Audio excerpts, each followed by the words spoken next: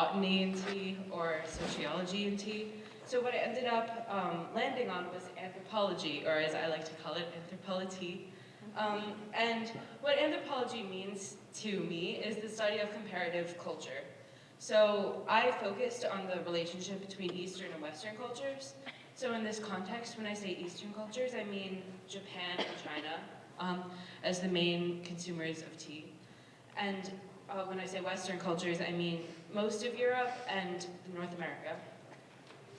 But the real question that sparked my research and my studies was about matcha. So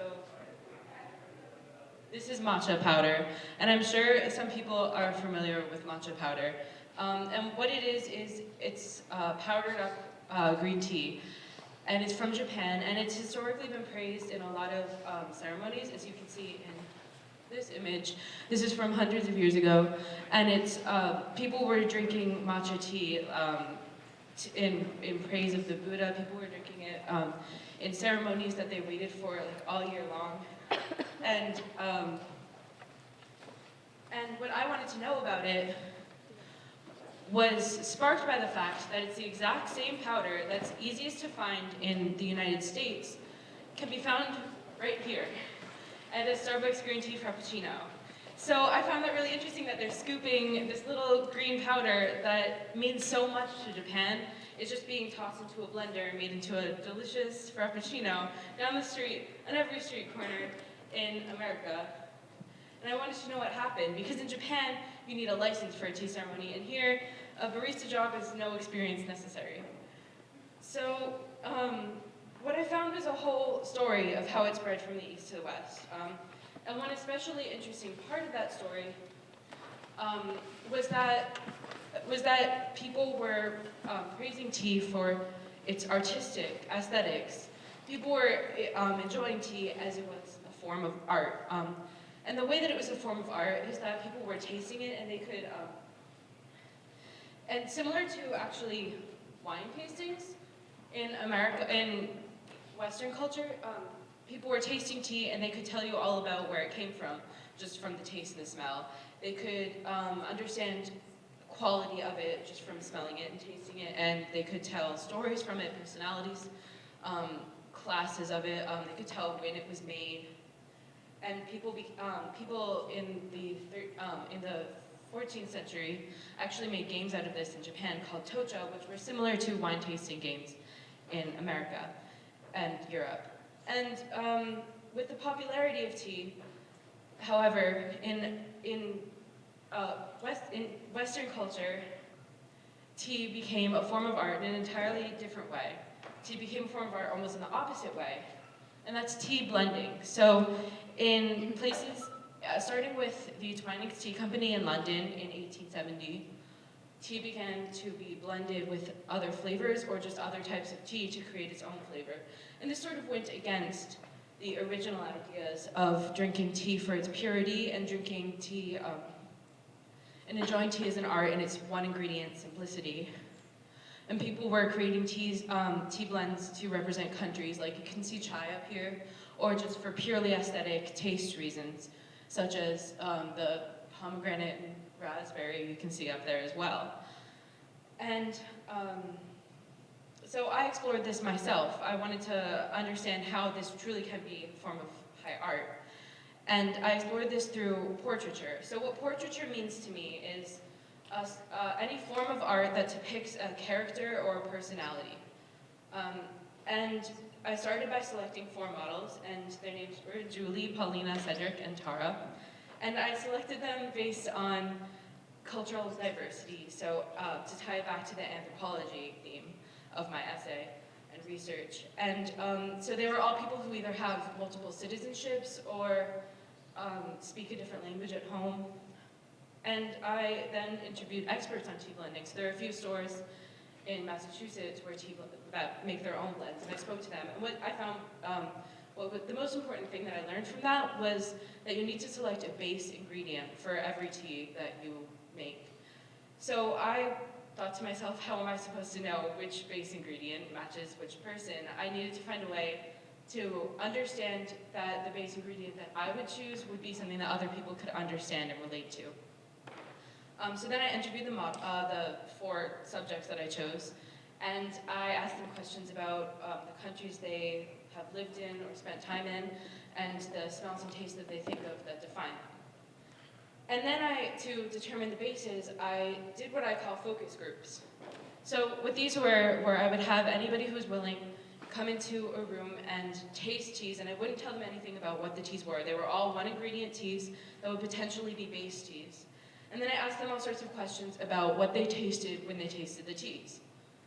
So for example, I gave everybody a sencha green tea, which is from Japan, and people told me all sorts of things about its personality. They told me like it was calm, they could taste that it was from Japan, they could taste that it was from near the ocean. And I used that to compile a profile of the tea, which was of a serial killer from Japan. So he was a serial killer, he lives in an apartment building, he's a software engineer, he makes people uncomfortable, probably because he's a serial killer. And then there was another one that was a Ding Dong Oolong tea, and it told people about an old man who was playing chess, and he just won, and he was kind of happy, but he's also like really old and calm, so his excitement is a little muted. And then a third one was chunmi green tea, which gave people an idea of this elderly woman who spends a lot of time in her garden. And I actually elaborated on this profile and created a whole written arts piece, which will actually be featured in the spring issue of Foprince magazine. So then I created the blends for these 4 models. So I'll start with, this is Cedric tea. So that was for Cedric, who's from Uganda. And so the base tea was actually a blend of 3 different types of tea. And it was a Yunnan tea, because my Yunnan black tea from China, because the descriptions of that told people about looking at a place like the spring with nostalgia. So they're thinking about a place that's beautiful and earthy, which is how he described Uganda to me, but they've moved on and it's over. And then there was another similar one, Formosa Oolong, told people about earthy, campfirey natureness. But that also has this nostalgia, like it's over kind of feeling to it. So I described it as the end of a hiking trip tea. And then Rooibos tea gave people ideas of fun and energy, and America. A lot of people talked about American imagery from that tea. So I used that in the base to represent his American, the way that he's become American after living here for so long. And then I added pineapple, ginger, baby banana, passion fruit, cinnamon, and clove to depict, just to tie it back to other things. And I learned through this that the process of blending teas is not that easy. I had to do a lot of different experimentations to figure out how things worked out. And the next one was Julie, which is the simplest tea. It's a pu'er tea. And it has cinnamon and vanilla. And she told me all about, she's from Ireland, and she told me all about how it's kind of dull, it's damp a lot, it's grassy, and that kind of matched with some of the things people said about pu'er tea. But then they also described it as a reliable friend who's there when you're down, it's shy, and you need to get to know her. And I thought that fit Julie pretty well. And then I added cinnamon and vanilla beans too, because those are some of her favorite flavors, and she told me that cinnamon buns were like a symbol of her childhood. And then the next one was the most complicated tea, which is Paulina, and it has, because she speaks like 8 languages. She has quite an interesting background. So her base blend was a blend of Lapsang Souchong, which is a smoky black tea from China, but it actually is very popular in Russia, which is one of the countries she's from. And it told people about a rebellious, spunky little kid and his grandmother, who's like this floral dress wearing, like nicer woman. So I thought that was interesting because Paulina has both of those kind of sides to her. And then I was trying to capture the way that she's like feminine, but also kind of badass. And so a gunpowder green tea kind of told people about that. And then I added roses, jasmine, soba, rose hips, grapes, and stevia leaf. And then the last one